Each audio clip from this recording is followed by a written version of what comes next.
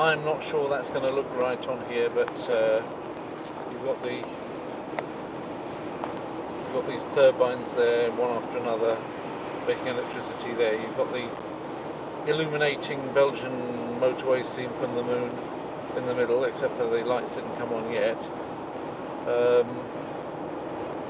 expect it has to be a certain point of darkness at which they start to come on. At first, when they come on, they're also like very pinky. They haven't started to come on yet. Like the sky over there is very, very pinky and perky. And here when these things come on, they come on pink at first. I'll see if I can catch that later. How's that for a nice sunset? As I try and re-find the Ostend Road after having left it too early. Metrech najďte na kruhový objezd, zvolte první exit. Isn't that nice? I can't stop there and oh, that's fantastic. Even the boat. That would have been a great shot if I could have just stood there next to it and done it. Metrech najďte na kruhový objezd, zvolte první exit.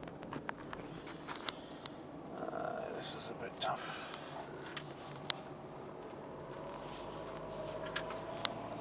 Zvolte první exit. This is all new. Difficult to negotiate round it. I managed to come off too early off the E17 or whatever it's called. Příští změna směru po 840 metrech se držte vpravo. There's another IKEA. So this is all Ghent. So we're now going to be on the road between the road between Ghent and Bruges. Entre les tours de Bruges et Gand. Překročili jste povolenou rychlost. Aïe, Marique, je t'aimais tant. Entre les tours de Bruges et Gand. Aïe, Marique, Po 100 sur tes metrech 20 ans, se držte vpravo. que je Potom se t'aimais. držte vpravo. Bruges et Gand, zon de liefde, fijn de liefde. Po Lach de 20 wind, metrech stomme se wind. držte vpravo. Zon de liefde, fijn de liefde. Weint de zee, de grijze zee. Zon de liefde, warm de liefde. Lacht de duivel, de zwarte duivel. En scheurt het zand over mijn land. Mijn Vlaggeland, mijn Vlaanderenland. You know that song? It's all about the Změna směru po 40 countryside here in this part of Flanders. By Jacques Brel. Marieke, M-A-R-I-E-K-E. Look it up. It's a very nice song. I would play it on here, only it's going to cause more complaints to go on my films. So all I can do is recommend it. It's evocative of the kind of things you get here. It's a fantastic sky. I don't think that this camera does justice to it. I'll see what I can do with another camera and then try to put it all together afterwards for the film.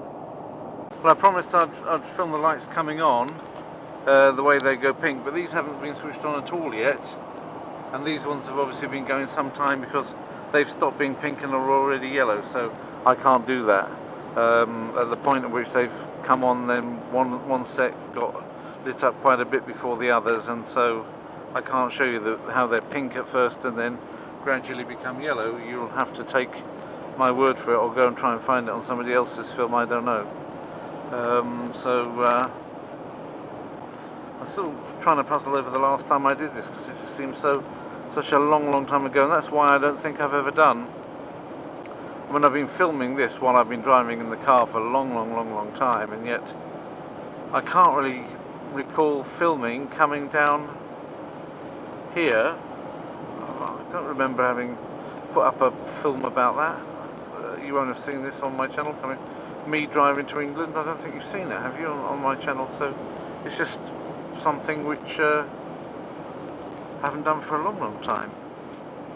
It certainly feels as though, it's like a trip down distant memory lane at the moment. It can't be that long ago, but it just feels that way. Well, obviously now it's pitch black. But we're in the last one of the countries. It didn't even mark the change over to the other country. Maybe it hasn't actually happened yet. Maybe I'm jumping the gun. But there's English channels over to that side. This road runs parallel with it. It runs down from near Ostend to near Calais, and sometime around this point is where it changes from Belgium to France. The last of the countries before Britain, of course. A little bit of France, about 40 minutes worth of France before the tunnel.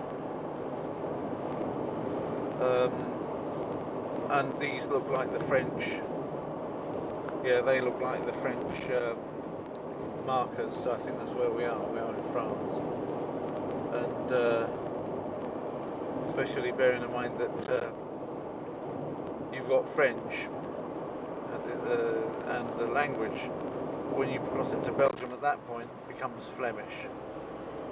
They make a pointed effort to avoid French when you pass into Belgium at that point, up there.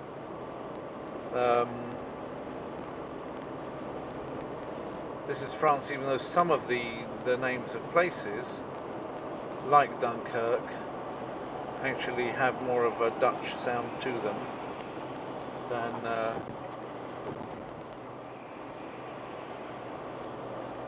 French one. It doesn't really matter. It's France anyway, whatever it might have been in the medieval times. I mean, apart from anything else, in medieval times, Calais and a large area around Calais was actually part of Britain, or you know, the King of England also had that whole Pas de Calais, as it's called, all of this area, certain Calais itself and a certain area around it, and it was like it was England's foothold on the continent. And I can't remember how long it was during the Plantagenet period that we'd kept it for, but it was, you know, hundreds of years. And large possessions around a lot of France were belonging to the King of England. We basically, even though effectively we'd been taken over by the Normans, who were, if you like, a French dynasty, not originally French, but became the rulers of France, and they took us over in the 11th century. We kind of, a couple of centuries afterwards, reversed that and were owners of a large amount of France. Not that the average English person owned anything, of course, but the king I'm talking about. Now I seem to be in for a lot of SMSs. I dare say that's the ones telling me that I'm in France, as if I didn't know it. So I didn't actually notice the point at all where the change took place. I'm just assuming now that that we are there, since there's enough reasons to know, to recognise that we're in France, definitely.